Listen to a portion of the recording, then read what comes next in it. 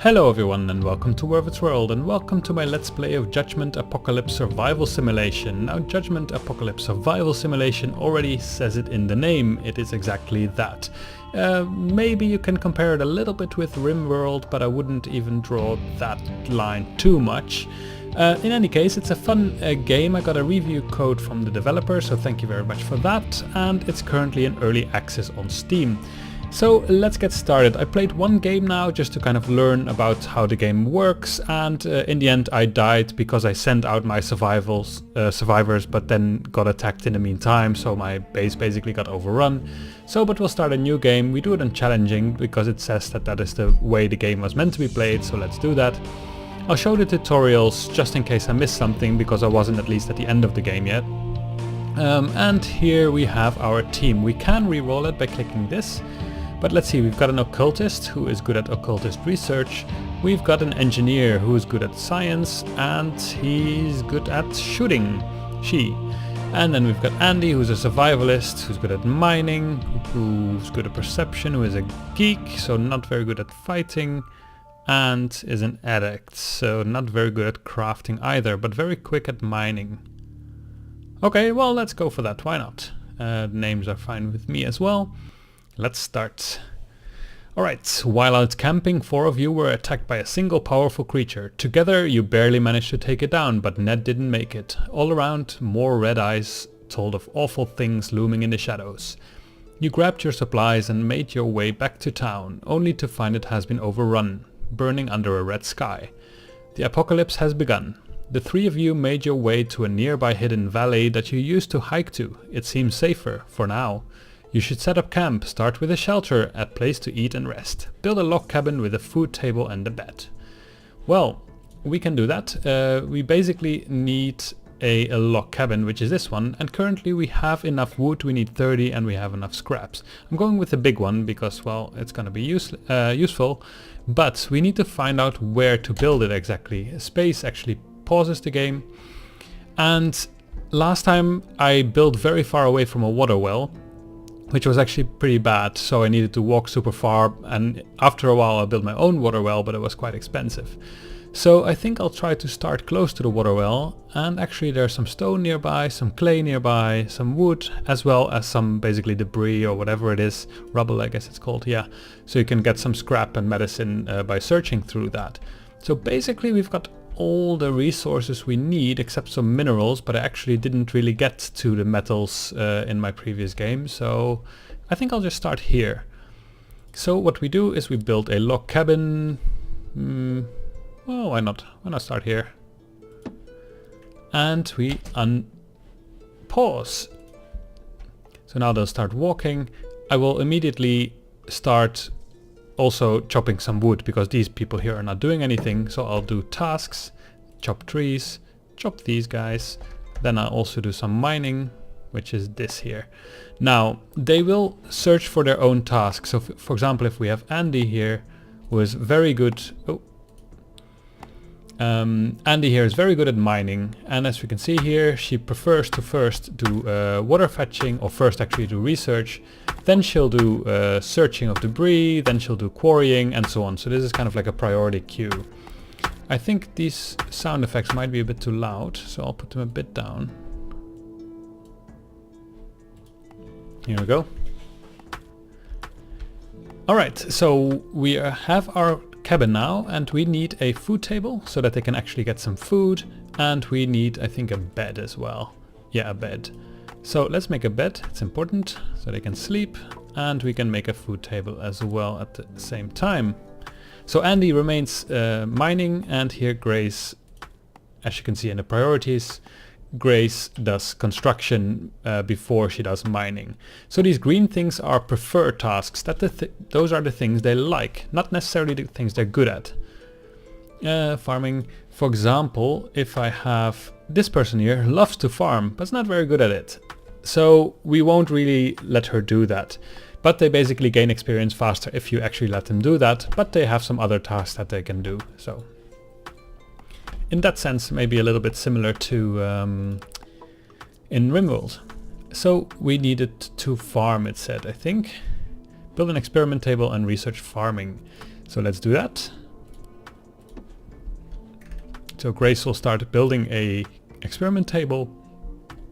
And we still have 168 water, so we will not make a task to fetch water. I can put this a little bit faster. And we here, base inventory, we can see how much wood we have, which is 37. I might want to have a little bit more. Because Andy is already very good at mining.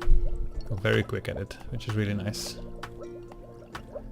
Alright, so now Grace is doing research. Yeah, this I know. Grace is doing research, as you can see here. She's also very good at it. She has plus 75% speed because Grace has Scientist, which has 75% speed. So she's very good at doing research, and she also prefers doing that. Oh, she doesn't actually prefer doing it, but she'll have to. Because we put it in a priority queue.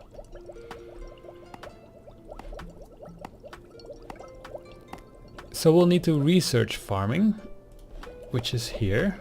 And we can already do that because it only costs 5 research. So then we can make a vegetable farm.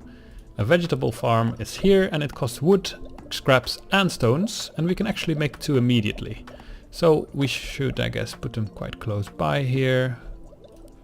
And actually if you hold shift you can build multiple. I forgot about that. So now they're making the farms, and afterwards they'll start growing them, but it costs some time and also water. Quite a bit of water, I think, actually. As you can see here, now it has 83 water. And once the seeds get grown, there's also a stat called maturity, which shows how far along your food is. So now I have to make some clubs, because I will be attacked at some point. So I can already make them. I can make 3. So now we're being attacked. So I can select. There's basically a different game when you get attacked. It kind of turns into a strategy game. So now I have my 3 people here because my map is being attacked and these 3 people are there. And I gave them all a club and I don't have any armor nor equipment. So now I'm being attacked and now it turns into a strategy game. So as you can see here, there's an imp. When I press Q, I select all my survivors and I can make them move here. Now there is a thing called flanking and stuff like that, so I want to attack him from behind if possible. But that might not even be really necessary, it's already dead. So this one got some experience because he killed it, then we get some sulfur, which is loot from killing weaker demons, and then we actually killed an imp. Perfect. That was close, but next time you may not be so lucky. In order to survive, you can't just keep your head low. You need to figure out what's going on out there and gather supplies from nearby towns. You might want to make some better weapons before heading out. You already know how to make basic bows. Cool. Well, let's see. Yes, this is quite cool. There's assistance needed. Someone nearby is being chased by enemy creatures. Send a team to assist them. They may be willing to join you. Ooh. Alright, so let's do that. So basically if we go to the map, which is M, you can see a world map. And here we can see places we can scavenge, and we might get some loot, but we have to fight quite a lot of enemies as well. Now there was a special event here, someone needs help. So we can go there, have to fight some enemies, and hopefully actually rescue someone. So if I take all these 3... Oh, I cannot leave my base undefended, of course, which is actually kind of what killed me last time. I just had an unarmed priest who got immediately killed. So who was so bad at fighting? The geek was Andy, right? Yeah, so she was not so good at fighting. So we send these 2, Brad and Grace. They go there. As you can see them walking now. Oops. And now I will find a cage, and there is someone in that cage that I need to basically save, but while I'm doing that there will be reinforcements, so the enemies will come and find me. So I need to be a bit careful, although at this level it doesn't matter that much yet, it's all quite safe still. So now I just need to figure out, oh, here's some imps.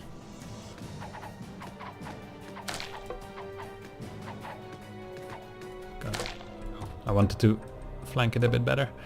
Let's see, where is the cage? Not here. So now there shouldn't be any enemies anymore, but once I start saving this person, then there will be some enemies spawning again. Here is the cage.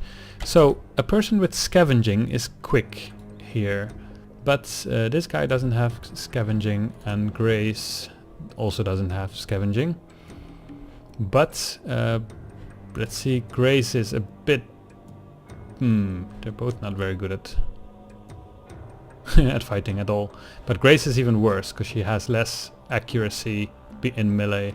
So let's have Grace open this, and then Brad will protect her, even though Brad is almost dead.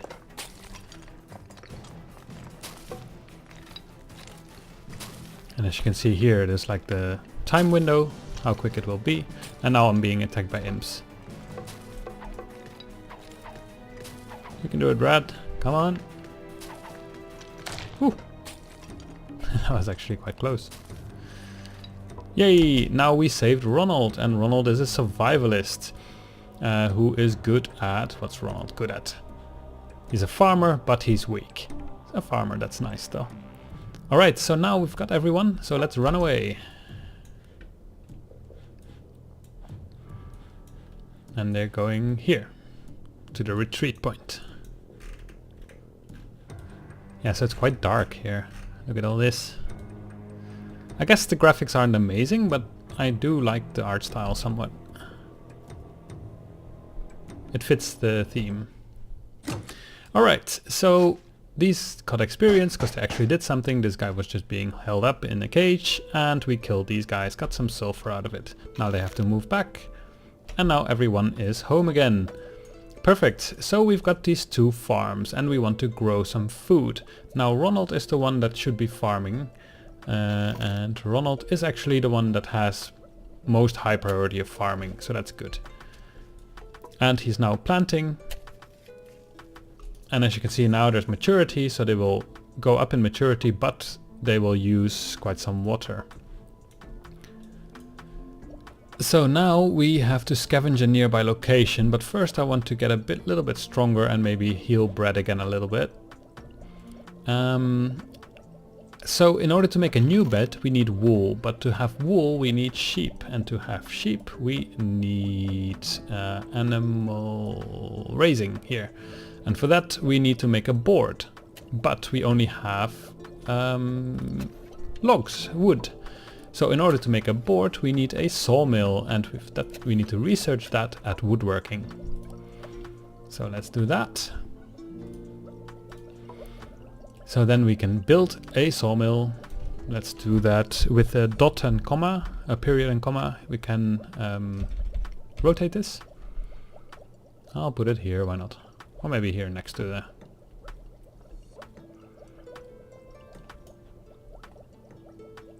So once this guy harvests it, we actually get tomatoes. And to make tomatoes into food, because they never eat raw food, it has to be processed. We can go to crafting and we can see here that salad is made out of 3 tomatoes. Very boring salad, but it's actually already automated. So they auto craft this, so I don't need to worry about it. It's done automatically. So now we can make a board. So we don't have enough wood for that, so we need to cut some wood.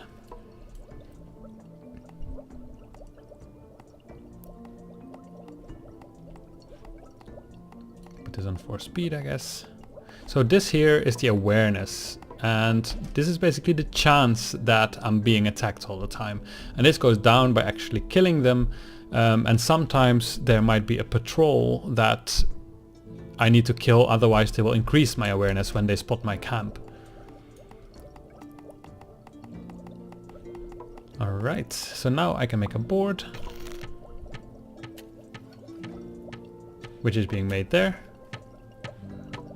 And now I can actually what did I have to do? Research animal raising, yes, that was it. And then I can build a sheep farm, but the sheep farm requires clay, scraps, boards and wheat. And for wheat I first need to have a wheat farm. So we need to research, is it this one? Yes. So I need to get some more research. However, I will leave that for next time. I will now save the game.